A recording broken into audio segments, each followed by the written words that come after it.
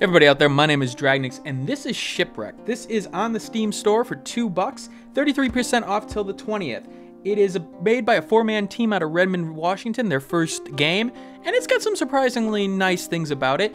It pays homage to The Legend of Zelda: A Link to the Past, in my opinion, almost really to a fault, which I love The Link to the Past. I mean, I loved a Link Between Worlds, so it's seemingly a good genre. It misses a couple times in terms of, you know, that feel, but, you know, for a $2 game, what are you expecting? All right, this is our sailor here. He or she, I can't actually tell exactly at times, because just the way that the game plays out. I think it's a he, but, you know, whatever, doesn't matter. Our protagonist got stranded here because of a shipwreck, hence the name of the game. But now he is trying to find his way across the island and find these seals here to unlock this lighthouse where there may be a mysterious force that can help him out at this point. So we're going to go into this cave where apparently another seal lies. This is the crystal mine. I've already done a little bit this cave, so I know exactly what I'm doing a little bit. Oh, I got the lantern out already. So, like The Legend of Zelda, there is several, you know, rooms that you have to go through and enemies to fight. I've killed most of the enemies here. They do not regenerate. That's a big component here. They do not regenerate over time, so, you know, I'm not having to fight them again at this point. All right, I've been in this room. As you see, I have a lantern. You have 2 item slots. One usually is your sword, which is your main attack. However, you don't have to use the sword. You can use maybe, let's say, a pickaxe, which can destroy these mines. You also notice that little sound of something dropping.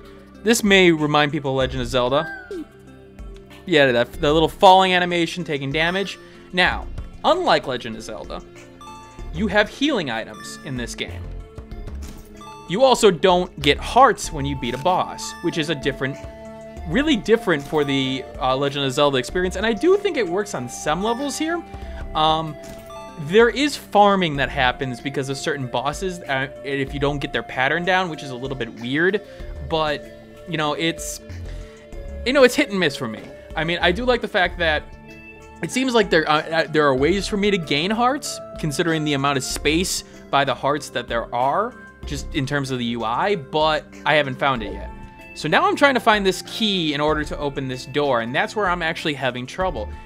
Now, we have a map for this section of the game when you find it in the dungeon like you would in Legend of Zelda, but in the main world, you don't, and that's a little bit weird for me.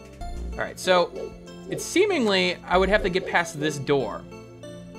Okay, I think that's a door. I can't tell. All right, I got this here. I got nothing else I can go around.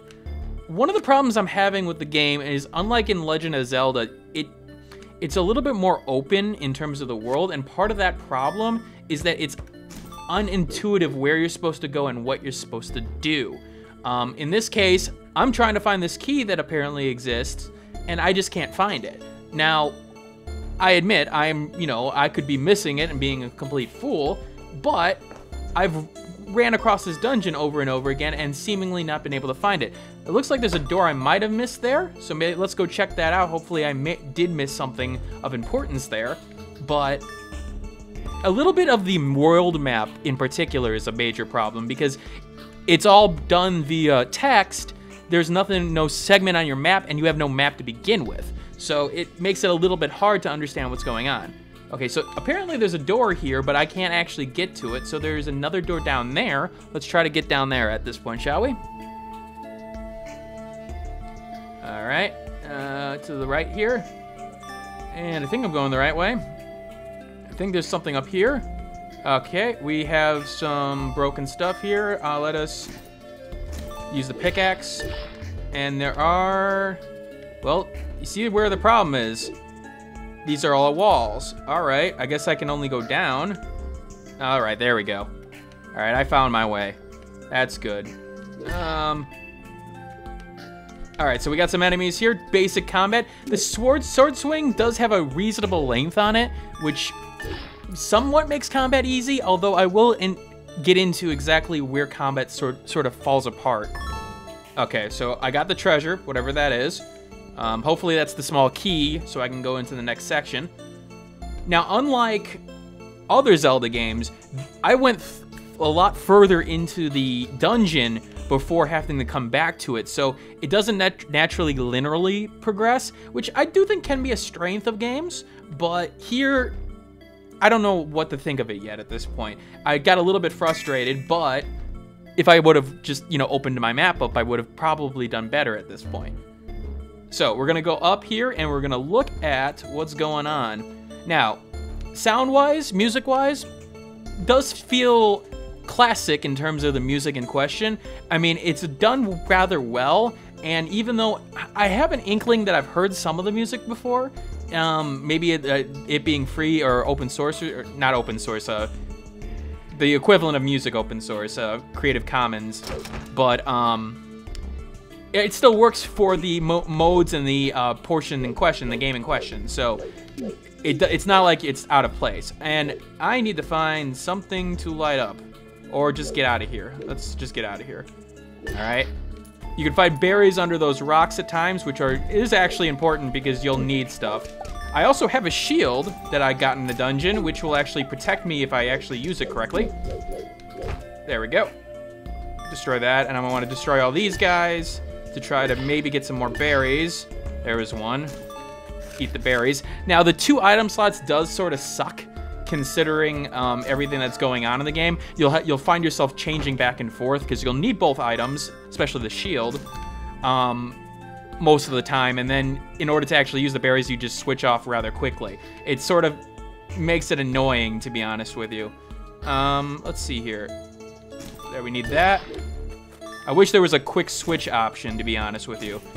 All right, and that's a light. All right, so I can go, let's take a look here. I think I can go up there, and that opened up that door, so. But this does have the Legend of Zelda feel to it, and to be honest with you, for $2, for Legend of Zelda: A Link to the Past feel and $2, I can, write off some of the problems that the game has. All right, I will try to get through this dungeon to show you everything at this point. Now, combat isn't that complicated. There aren't that many interesting enemies. You have the projectile enemy that, throws it all around himself, but, it's not that different. You don't have the variety so far that we've seen in games like, well, again, this is going to be compared to Legend of Zelda: Link to the Past for good reason. It's emulating it. All right, here we go.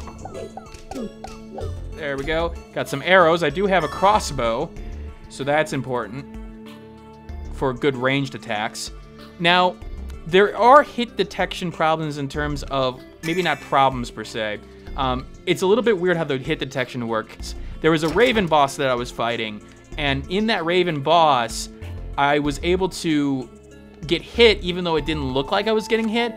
He would fly over the screen, like in the middle right here, and I would go all the way up here thinking that I was safe, that he was off the ground in that area, with a shadow being casted on the ground, but not so much because he was actually damaging me up there. It was just actual space on the screen, so that was a little bit strange. Okay, I need to push these around here. I'm gonna have to destroy all these things because they're in my way. All right, let's push this down there. I'm gonna actually have to push you over this way, I think.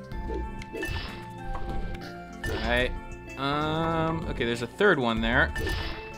Okay, so there's a third one there, so I need to push you all the way over here, and then I need to push you here, and then you push here. All right, that's puzzle's done. I really should have seen if there was a lantern first, because that would have been something to light up. That would have been made it much easier. Was that the room I need to go in? No.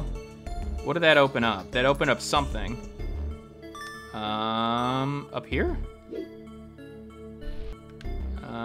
Or did I knock it off of something? I know I heard something on click, and I see... Or is it a combination of something? Okay, there's one. Okay, I definitely heard it open, something open.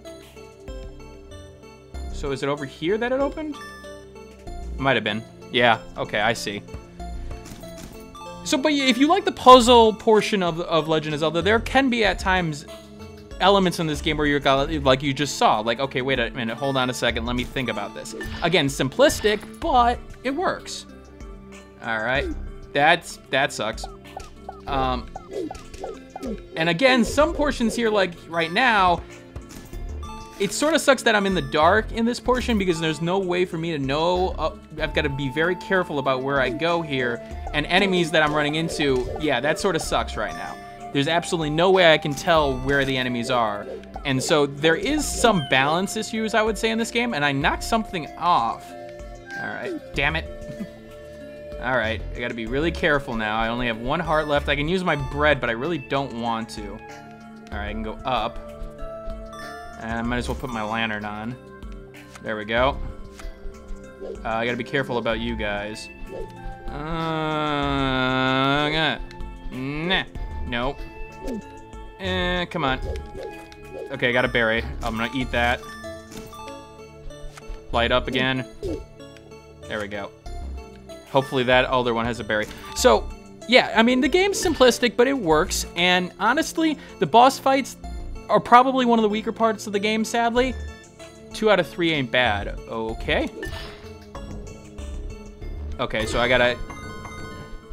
I see. I gotta hit 2 or 3 of them. Okay. Whatever. But honestly, I've shown you exactly what the game has to offer, pretty much. The boss fights are nothing special, and I died. And even though the game can be unfair, like you saw there, I feel like that the lighting portion, you know, you put a lantern near the top of the room to give them the light, like you see in Legend of Zelda. Here, not so much, but it's $2. And honestly, for $2, you are getting a bunch of content. Like you saw here, I'm about a couple hours into the game. About an hour into the game at this point, even though it says I have 3. Mostly because every time I die. But 18%, okay, not bad. $2 game.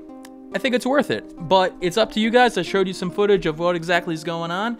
And I hope you guys enjoy the rest of your day. Later. Hey, thanks for watching. If you have a chance, leave some feedback and comments below. If you liked the video, hit that like button. And if you want more content like this, hit that subscribe button. This is Dragnix signing off, hoping that gaming brings as much fun to you as it does for me.